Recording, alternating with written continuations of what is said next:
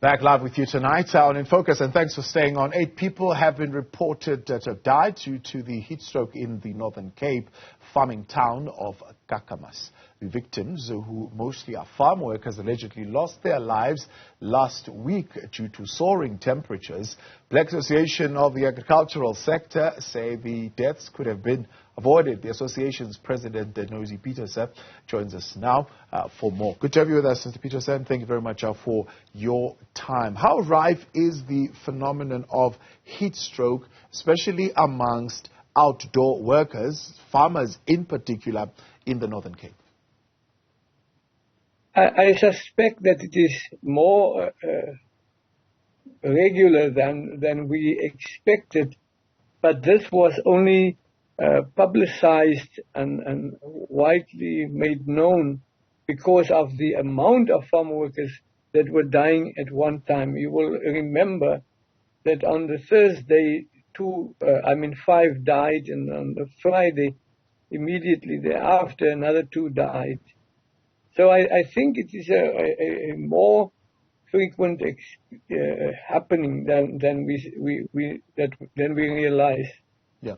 Is it this because of a failure by the employer to acknowledge and appreciate, for example, the impact of climate change and the rise in temperatures that we are seeing, but also the impact and the effect of heat stress on productivity?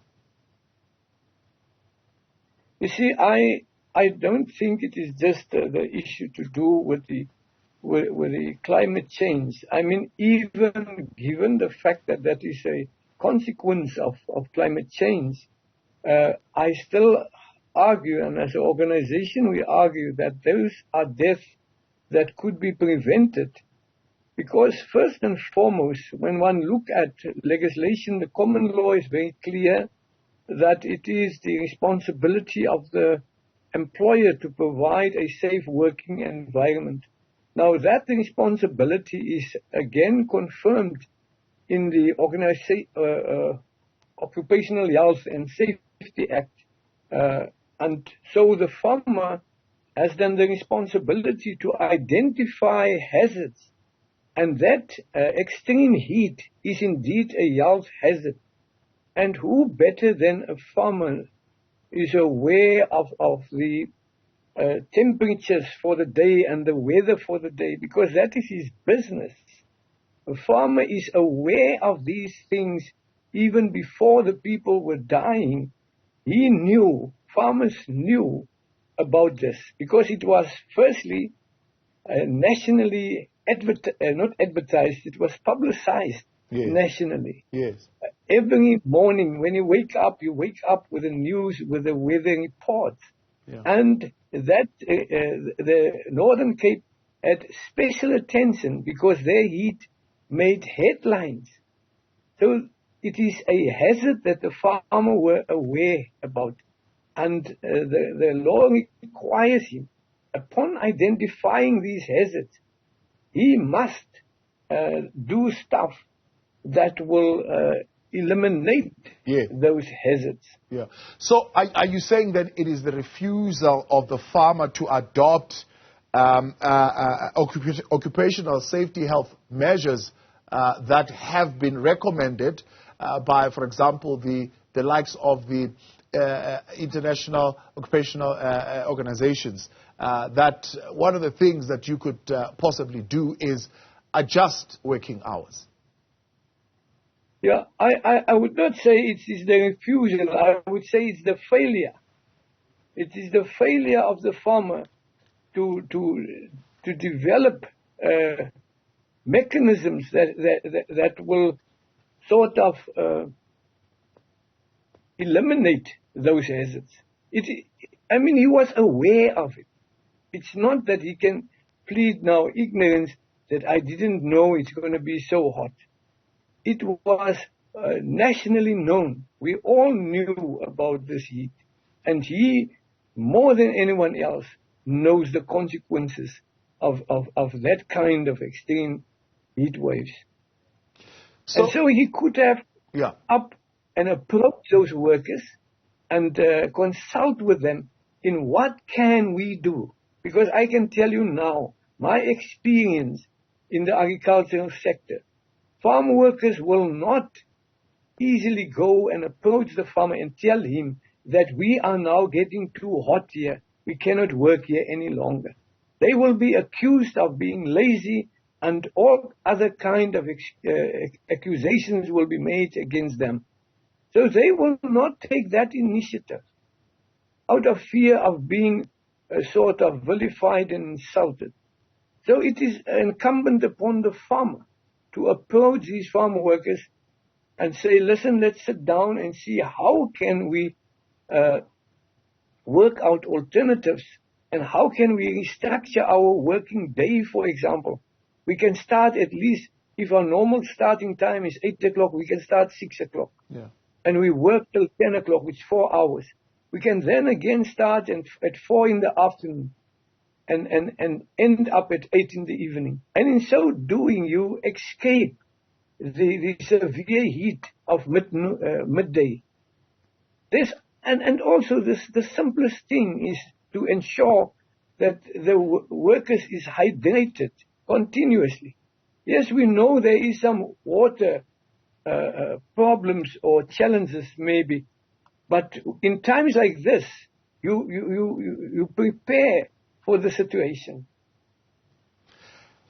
Do you think there's more that, for example, could be done in terms of a role that could be played by government as far as laws that could be put in place? You see, this is the problem with us here in South Africa. We have the best kind of laws, but it is the enforcement of these laws, because the law is very clear that it is incumbent upon the farmer to ensure that there is a safe working environment. Yeah.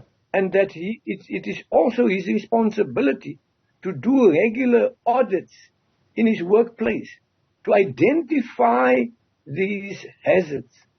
And upon identifying those hazards, he will then have to come up with a plan that eliminates those hazards. And I think that is where the failure is.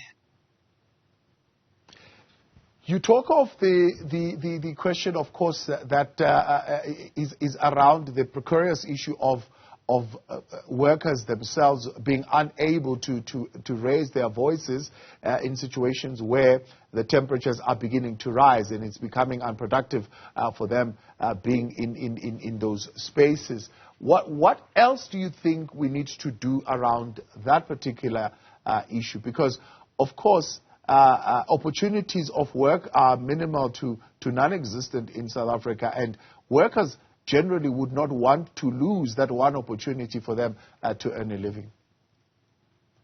That is exactly why I say that there will be a great reluctance from the side of the workers to approach the employer. And that reluctance is motivated or inspired by fear, precisely the fear for what you are saying, fear for losing their jobs because they would be accused of being lazy and be told that there is lots of other people outside of the gate who is waiting for this job to become vacant. What is the role of the employees then, the workers themselves? What do you think they need to do now? Because obviously these are temperatures that are here with us now. Do you have a word of caution for them?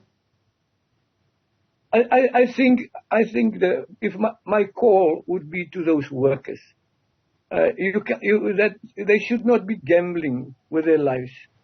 They, as difficult as it may be, there is another job, but there is not another life. So don't gamble with the only life that you have. Go out there and confront that employer. And if you have to lose your job, it's better to lose your job than to lose your life. We appreciate your time. Thanks so much for coming on. That's the president there of the Black Association of Agricultural and the agricultural sector. That's Nosey Pieterse there. That's following reports that 8 people have died due to heat stroke in Kakamas in the Northern Cape. The Black Association of Agricultural sector saying that these deaths are because of the employer's failure to observe and adopt occupational health and safety measures to protect the workers. We are, of course, reaching out to the Department of Labour on this as well. They have weighed in and conducting an investigation. We'll hear more on that at a later stage.